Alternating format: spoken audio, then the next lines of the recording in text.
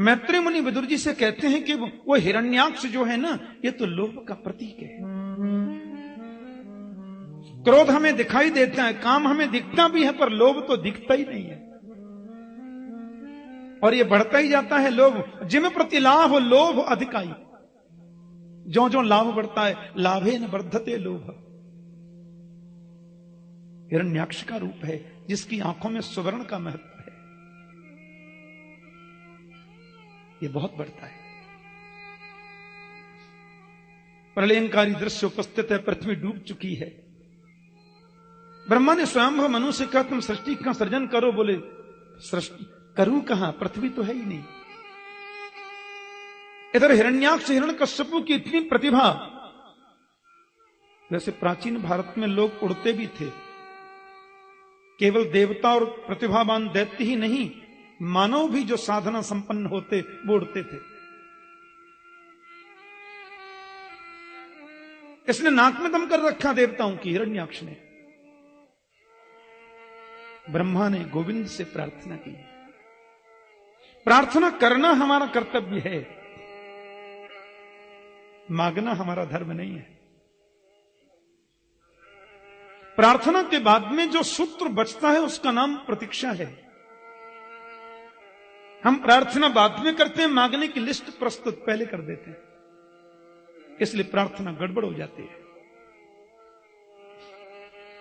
प्रार्थना में निष्कामता होनी चाहिए, तो ही प्रार्थना सार्थक है। सेवा होती है शरीर से, भजन होता है मन से, प्रार्थना होती है आत्मा से। प्रार्थना तो परमात्मा का प्रतीक है, मांगना नहीं। और मैंने निवेदन किया था कि मांगने से तो हम अपनी नजरों में गोविंद को छोटा बनाते हैं, क्योंकि मांगा उसी से जाता है जिसको मालूम नहीं कि मुझे क्या चाहिए। जो अंतर हृदय में बैठा है उससे हम मांग रहे हैं, इसका मतलब हम उसको यह बताना चाहते हैं कि हम इसलिए मांग रहे हैं कि तुम्हें मालूम नहीं कि मुझे क्या चाहिए। और जिसको मालूम नहीं वो भगवान तो नहीं हो सकता। इसलिए प्रार्थना करो, मांगना नहीं। ब्रह्मा जी को जोर से छींक आई, नासा छिद्र में से नन्हा सा बराह बालक निकला। थोड़ी देर में ही वो तो विशाल रूप में परिवर्तित हो गए। बोलिए बाराह भगवान की जय। ये जो कुशा है ना, कुशा 12 भगवान के श्री अंग से झरे हुए जो रोम हैं, वही तो कुशा के रूप में परिवर्तित हैं। उसको बड़ा पवित्र मानते हैं। प्राचीन हिंदू मंदिरों में आपको खम्भों पर बराह की प्रतिमा जरूर दिखाई देगी। प्राचीन मंदिर देखना कहीं भी, सबसे पवित्र माना जाता है बराह को। उनको यज्ञ भी बोलते हैं। प्रभु ने डुबकी लगाई, पृथ्वी को अपनी दंशनाओं पर रख करके परमात्मा निकल रहे हैं। हिरण्याक्ष ने तो नारद जी को पकड़ लिया। बाबा यहां दोनों ही उड़ रहे थे, नारद भी उड़ रहे हैं, वो भी उड़ रहे हैं। हाँ, क्या है, खाली वीणा ही बजाता रहता है, कुछ लड़ना झगड़ना भी आता है। नारद जी बोले श्री कृष्ण गोविंद हरे मुरारे, हे नाथ नारायण वासुदेवा। कीर्तन करना आता है, झगड़ा करना तो आता नहीं, लेकिन आपको हमारे साथ में युद्ध तो करना पड़ेगा। काय को करना पड़ेगा? क्योंकि बाजुओं में खुजली चलती, कोई लड़ने वाला नहीं मिलता। नारद जी बोले मान लो मैं तुमसे युद्ध न करूं, किसी पहलवान का नाम बता दूं तो कैसा रहे? बोले जल्दी बताओ। तुम सीधे जाओ, नीचे उतरो, नीचे उतरो, और समुद्र में से एक बारह पृथ्वी को लेकर निकल रहा होगा, उसको जाके पकड़ लो। हाँ, ऐसी खुजली मिटेगी तुम्हारी बाजुओं की कि जीवन में दोबारा कभी खुजली ही नहीं होगी। देखो, नारद जी का नाम है भागवत में, जिसको नारद मिलते हैं ना, उसको भगवान जरूर मिलते हैं, पक्की बात है। आप एक भी कथा ऐसी नहीं बता सकते कि जिस किसी को नारद मिले हो उसको भगवान न मिले हो। एक भी कथा ऐसी नहीं है। इसलिए भागवत में तो नारद जी का नाम है नारदो देव दर्शन। ऐसा नारद का विशेषण है, नारदो देव दर्शन। नारद जी जिसको मिल गए उसको परमात्मा मिलेंगे, यह कन्फर्म है, पक्की बात है। ऐसे करुणाशील हैं। अब जैसे पुजारी वैसे भगवान से मिला देते हैं। जिस स्तर का पुजारी है वैसे ही रूप वाले भगवान से मिला देते हैं। लो भैया ये तुम्हारे लिए मिलेंगे। अब सब लोग जानते हो कथा कि भगवान जब निकल रहे थे तो हिरण्याक्ष ने बार बार मार्ग रोके, कभी प्रयास करे कि ये मुझे कुछ छेड़े तो मैं इनसे युद्ध, क्योंकि लड़ने के लिए तो बहाना चाहिए। और लड़ाई की जिनकी आदत होती है वो बहाने ढूंढा करते हैं, कोई ना कोई बहाना तो ढूंढ ही लेते हैं। एक बात बताऊं, आपको बेवजह किसी से झगड़ा करना है तो बहुत बढ़िया नुस्खा है। बोलो जय श्री कृष्ण। आप तो नोट ही कर लो, बीच रोड पर खड़े हो जाओ और कोई व्यक्ति अपनी नई गाड़ी को स्वयं ड्राइव करके ले जा रहा हो तो हाथ दे करके रोको। वो खिड़की का कांच खोलकर आपसे पूछे कहिए क्या बात है, तो स्टीयरिंग पकड़ के बोलो ये तो मेरी है। इससे बढ़िया दूसरा तरीका युद्ध का दूसरा है ही नहीं। बाद में जो होगा सो होगा, एक बार तो झगड़ा हो ही जाएगा बेवजह। अब हिरण्याक्ष ने देखा कि बार बार रास्ता रोकता हूं, ये मार्ग बदल बदल के जाता है, लड़ूं कैसे। अंतिमास्त्र प्रयोग किया। सुनो सुनो, इस पृथ्वी को लेके कहां जाता है, हमारी है ये। हाँ मालूम नहीं, हम कश्यप नंदन है, हमारी पृथ्वी है। भगवान बोले बोलने दो, क्या मतलब इससे। प्रभु दूसरे रास्ते से जा रहे हैं। अब उसने देखा कि इसमें भी कोई काम नहीं बना तो फिर व्यंग में हंसकर बोला हाँ हाँ बोलेगा कहां से, है तो जंगली जानवर ही ना। हम कश्यप नंदन त्रिकाल संध्या गायत्री, तुम्हारी क्या समर्थ, तुम हमसे बात भी कर सको। गोविंद बोले ये तो पीछे ही पड़ गया भैया, छेड़ रहा है हमको। तो भगवान मुस्कुरा के बोले कि सत्यं वयंभो वन गोचरो मृगा युष्मद्विधान मृगये ग्राम सिंहा न मृत्युपासै प्रतिमुक्तस्य वीरा विकथनं तब गृह्णन्त्य भद्र। आपने बिल्कुल सत्य कहा श्रीमान, हम तो जंगली जानवर ही हैं, लेकिन युष्मत विधान मृगये ग्राम सिंहान, आप जैसे ग्राम सिंहों को तो हम ढूंढते ही रहते हैं। अब ग्राम सिंह कहते हैं कुत्ता को, गांव का शेर। हिरण्याक्ष बोला कुत्ता कहता है, सो गदा लेकर के मारने दौड़ पड़ा और दोनों में युद्ध छिड़ गया। देवता आकाश में देख रहे, सामने तो आ नहीं सकते थे। स्वकार्य कुशलासुरा, देवताओं का तो एक ही काम है, जब संकट आता है तो त्राही त्राही करके भगवान के पास जाते हैं, और राक्षस को भगवान मार देते हैं तो फूल बरसा के चले जाते हैं।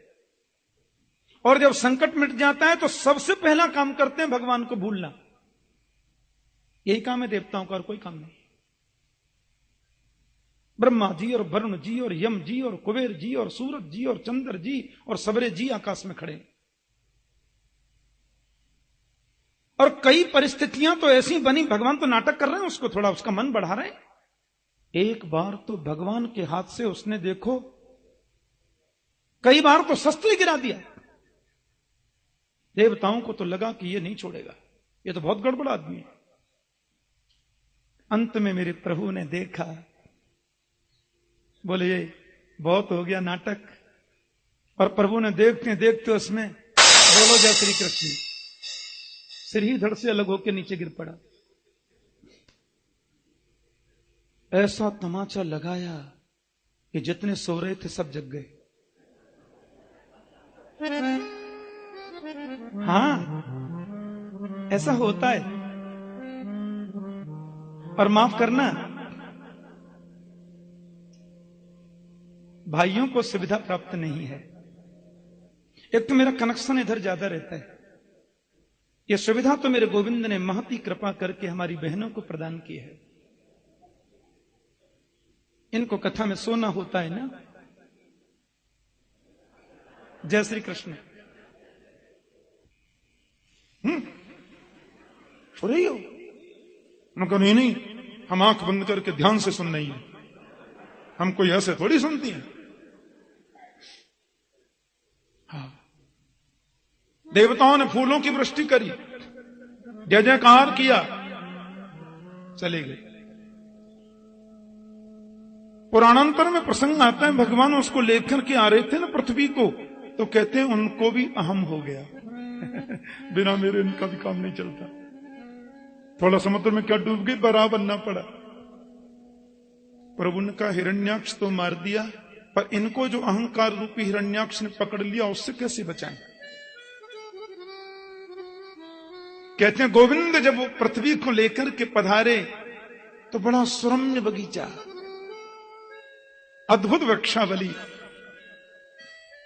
रंग बिरंगे पुष्प खिल रहे हैं, वृक्षों की डालियों पर अनंत प्रकार के पक्षी कलरव कर रहे हैं।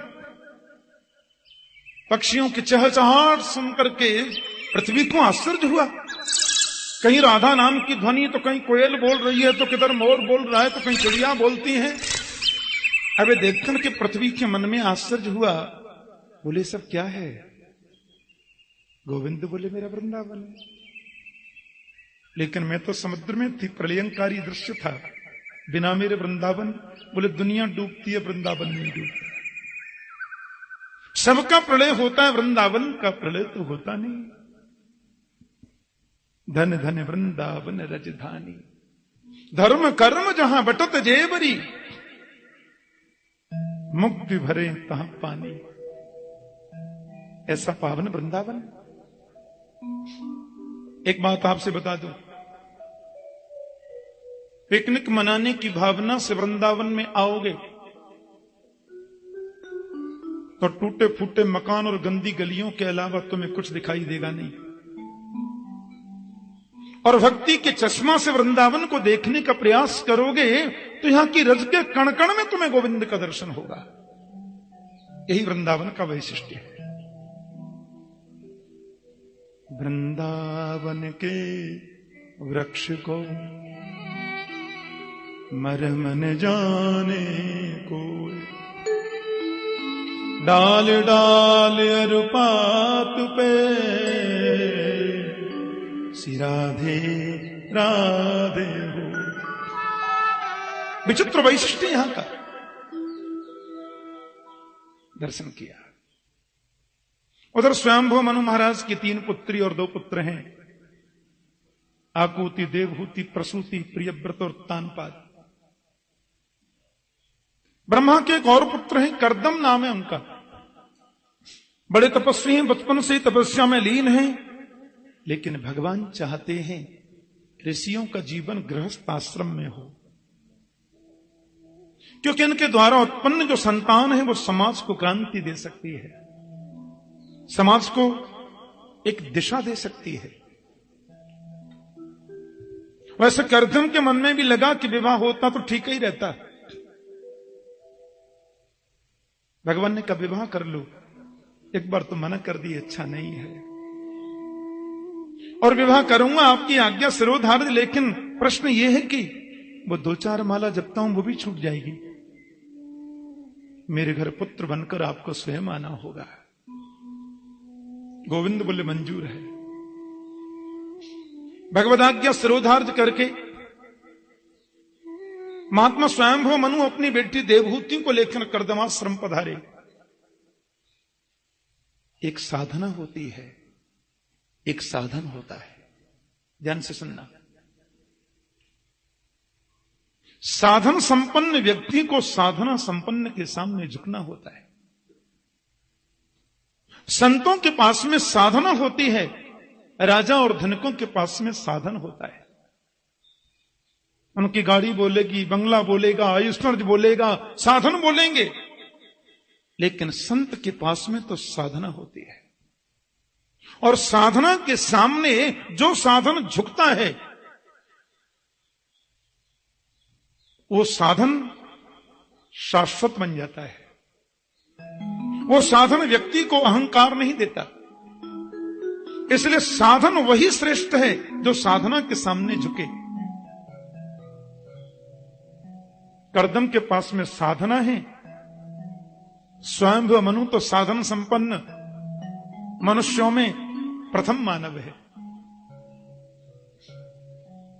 कर्दम जी ने कहा आपकी पुत्री के विवाह तो कर लेंगे, भगवान की आज्ञा भी है, लेकिन साहब मेरी एक शर्त है। बोले क्या? एक पुत्र होते ही मैं गृहस्थ आश्रम छोड़ दूंगा, मंजूर है तो करो, नहीं तो रहने दो। देवहूति ने स्वीकृति दे दी,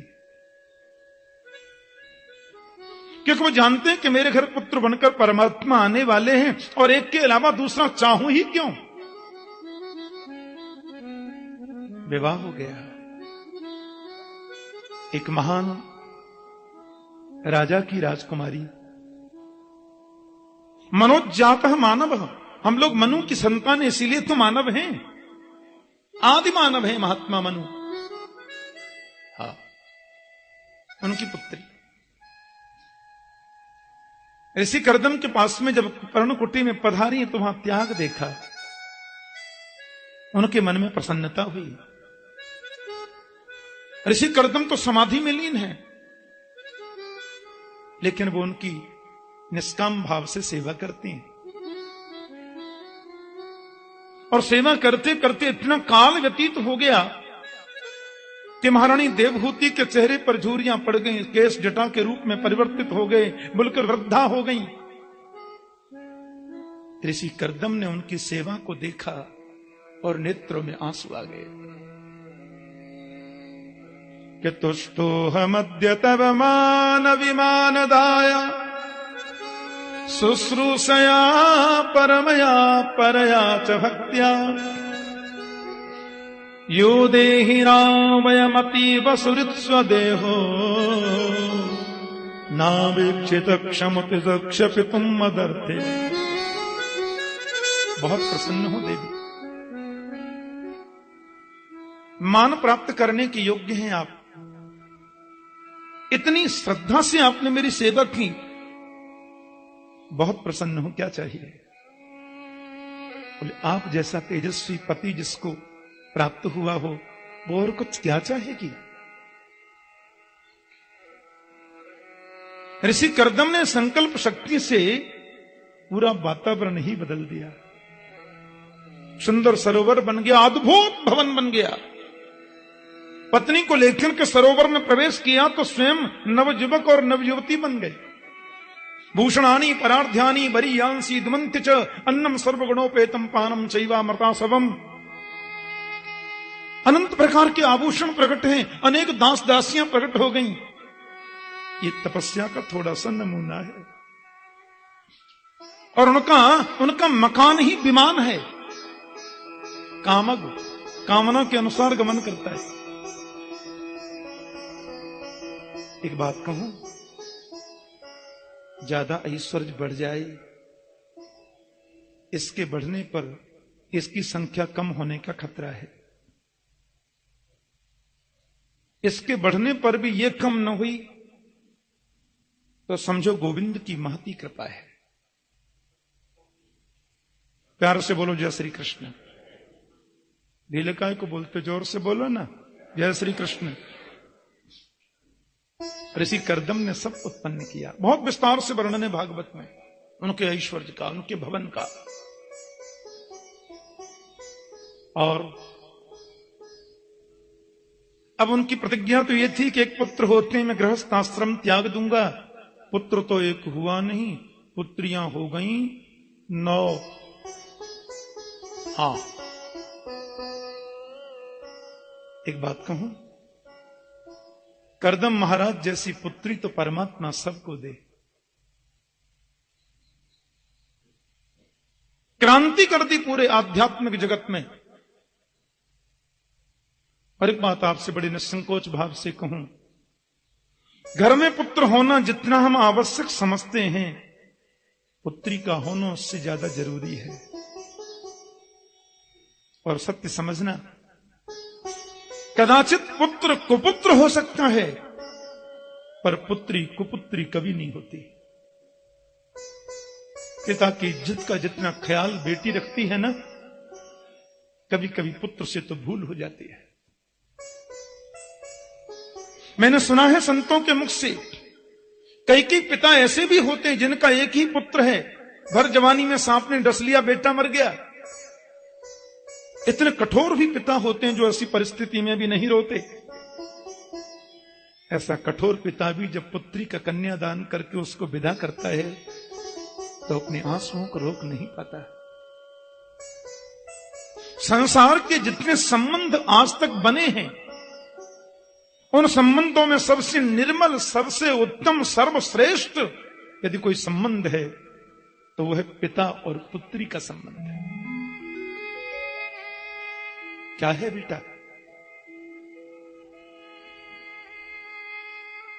बेटा, पुत्र या लड़का?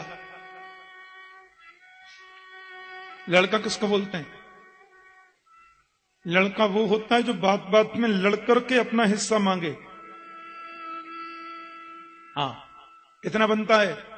नहीं किया तो क्या हुआ? बड़े को दिया तो मैं क्यों नहीं ले सकता? उसने लिया तो मेरा भाग बनता है। करे कुछ नहीं और बात बात में लड़े कि मुझे इतना चाहिए, वो लड़का होता है। हाँ, बेटा का स्तर कुछ ऊंचा है उससे। पिताजी ने प्रेम से जो बट में दे दिया, जो बंटवारा में मिल गया उसी में प्रसन्न है, वो है बेटा। जो बट में मिल गया उसी में संतुष्ट, वो बेटा। पर पुत्र कौन है? पुण्णाम नरका त्रायतेति पुत्र। पिताजी से बोले आप संपत्ति किसी को भी प्रदान करें, अपनी चरण पादुका मुझे दे दें, अपने चरणों की सेवा मुझे दें, आप मेरे पास में रहें, सेवा का अवसर मुझे देते रहें, और कुछ नहीं चाहिए। ये पुत्र है। लेकिन पुत्री का स्थान तो उससे भी आगे है। गेहूं का खेत है ये, तो जहां जहां बोया वहीं कट गया, लेकिन बेटी तो धान का प्लांटेशन है। एक जगह बोया जाता, दूसरी जगह पिरोया जाता। पुत्री तो जरूर होनी चाहिए। ऋषि कर्दम के मन में कष्ट नहीं है, बहुत प्रसन्नता है। मेरे घर 9 पुत्रियां हैं, 9 यज्ञ तो कन्फर्म है। एक कन्यादान करूंगा तो यज्ञ का फल मिलना है। प्राचीन भारत में तो महिलाएं बहुत पढ़ी लिखी होती थी। मैं आपको ऐसी 50,000 स्त्रियों का नाम बता सकता हूं जिनको वेद और वेदांत का संपूर्ण ज्ञान था। उपनिषद भरे पड़े हैं कथाओं से। क्या मैत्रेयी, क्या गार्गी, क्या मदालसा, क्या अनसुईया, ऐसी ऐसी महिलाएं हुई इस राष्ट्र में। आजकल कुछ लोग कहा पुराने जमाने में लोग पढ़ाते नहीं थे। मैंने कहा पुराने जमाने की बात कर रहे हो कि अंग्रेजी जमाने की बात कर रहे हो? प्राचीन भारत से मेरा मतलब अंग्रेजी शासन नहीं। प्राचीन भारत से मेरा मतलब भारत के माथे पर कलंक कालिख मुस्लिम प्रशासन नहीं। प्राचीन भारत से मेरा मतलब है वैदिक भारत, वेद का भारत, जिसमें नारी बहुत शिक्षित होती थी। ये जो घूंघट लगाती है ना बहने 1.5 हाथ नीचा, कि हिंदू संस्कृति की देन नहीं है। हिंदुत्व में घूंघट का प्रचलन नहीं है। जानकी माता ने दशरथ जी से घूंघट का भी लगाया, ऐसा मैंने तो कहीं नहीं पढ़ा। महारानी रुक्मिणी ने वसुदेव जी से कभी घूंघट लगाया, ऐसा शास्त्र में वर्णन तो नहीं मिलता है।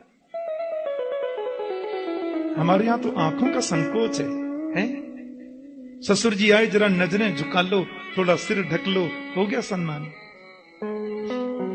अब घूंघट तो लगा लो 3 हाथ नीचा, और घूंघट में से गाली सुनाओ, आजा बजमारे तेरे सिर पे हड़िया फोड़ूंगी।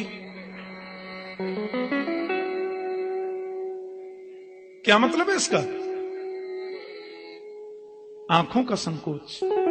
ये घूंघट की प्रथा तो तब से प्रारंभ हुई जब मुस्लिम आक्रांताओं ने इस राष्ट्र पर आक्रमण किया और जी भर के लूटा, शासन किया इस राष्ट्र पर।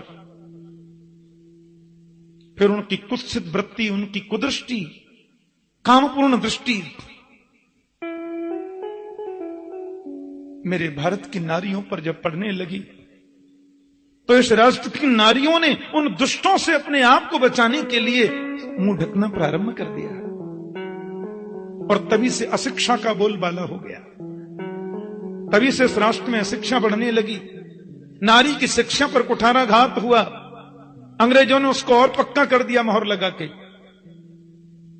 हमें प्राचीन भारत में लौटना होगा, वैदिक भारत में चलना होगा, जिस राष्ट्र में नारी का कितना सम्मान। एक बात आपसे कहूं, दुनिया के जितने भी धर्म हैं, किसी धर्म में देवी नहीं होती। इस्लाम में जो है देवा ही होता, देवी नहीं है। ईसाइयों में जो कुछ है देवा है, देवी नहीं है। विश्व का केवल वैदिक सनातन हिंदू धर्म ही ऐसा है जहां प्रत्येक नारी के नाम के आगे देवी लिखा जाता है।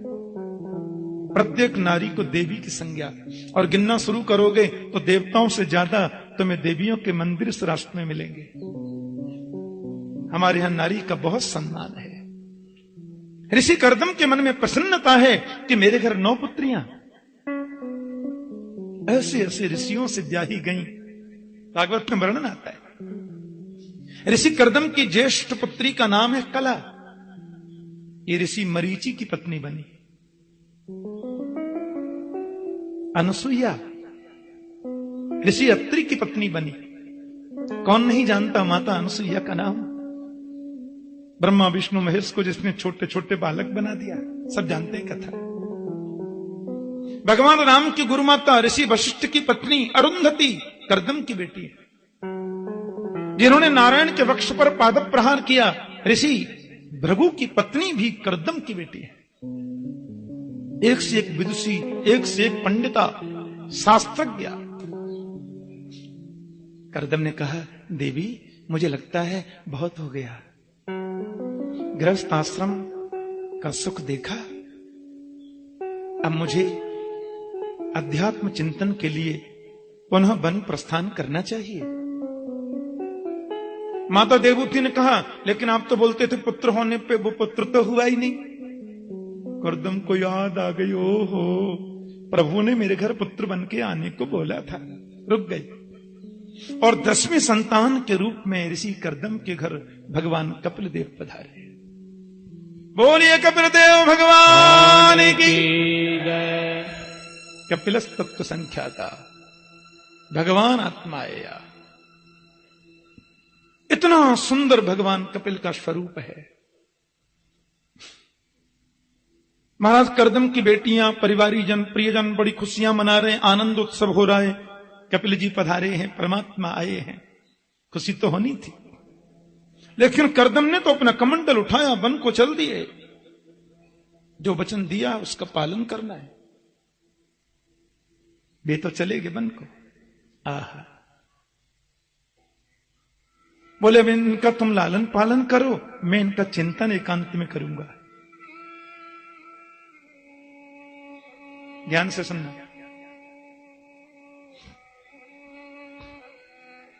इतना सुंदर वातावरण। धीरे धीरे कपिल बड़े हो रहे हैं। माता के हृदय में अपार आनंद है और मैया मन में सोच रही है, मैं कितनी बड़ी भाग्यवती हूं, मेरे घर पुत्र बनकर के गोविंद पधारे। प्रभु मेरे घर पुत्र बनकर के आए हैं। गंगा बह रही है। आप हाथ धोएंगे तो भी बहेगी, नहीं धोएंगे तो भी बहेगी। स्नान कर लोगे तो भी बहेगी, नहीं करोगे तो भी बहनी है। गंगा थोड़ी रुकेगी। पर समझदार व्यक्ति कौन है? जो बहती गंगा में हाथ धो ले, प्रक्षालन कर ले, आचमन करके अंदर बाहर की स्वच्छता ले ले। मैया ने कहा, मेरे पति कितने भाग्यवान हैं, उन्होंने तो प्रभु को पा लिया मानो। वे तो जीवन मुक्त महापुरुष हैं। लेकिन मेरे घर परमात्मा पुत्र रूप में पधारे, उसका लाभ मैं न ले सकी। इससे बड़ी नासमझी और क्या हो सकती है?